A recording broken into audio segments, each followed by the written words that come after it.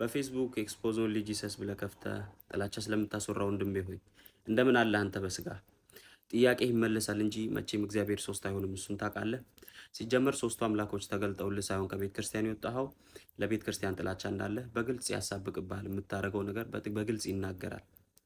ይህን ስላደረግ ምንም የሚፈጠር አዲስ ነገር አይኖርም። ልክ የዛኔ እንደሚጠመቁ ሰዎች አሁንም ይጠመቃሉ። ልክ የዛኔ የሚፈጠረው ታምር አሁንም እየተፈጠረ ይቀጥላል።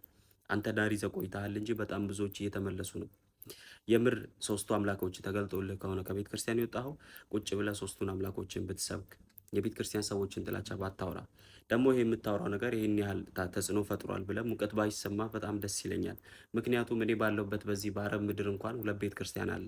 ስለ አንድና ስለ ሁለት ቅርንጫፍ ስላለው ቤተ ክርስቲያን አይደለም እያወራ ያለው፣ በጣም በብዙ ሺዎች ስለተስፋፋው እውነትን ተሸክማ ስለምትሮጥ ቤተ ክርስቲያን እንዲሁም ያን እውነት ስለሚያበስሩ ስለ እግዚአብሔር ሰዎች ነው ጥላቻ እያወራ ያለው። ስለዚህ እባክህ ልብ በል።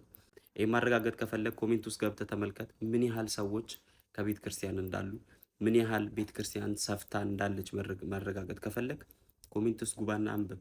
እናንተ ደግሞ ያላችሁበትን አጥቢያ እያንዳንዱን አጥቢያ ጻፉለት። ያላችሁበትን አጥቢያ ያላችሁበትን ቤተ ክርስቲያን ኮሜንት ውስጥ አሁኑኑ ሙልት አድርጋችሁ ጻፉልኝ። እኔ ያለሁበት እንግዲህ ዱባይ ነው ያለሁት፣ በዱባይ ቤተ ክርስቲያን። እናንተ ሴት ናችሁ። ገብተህ አንብብ ጉድህን። ከስንት ሺህ ሰው ጋር እየተጋፈጥክ እንደሆነ ማይሆን ነገር ውስጥ አትግባ።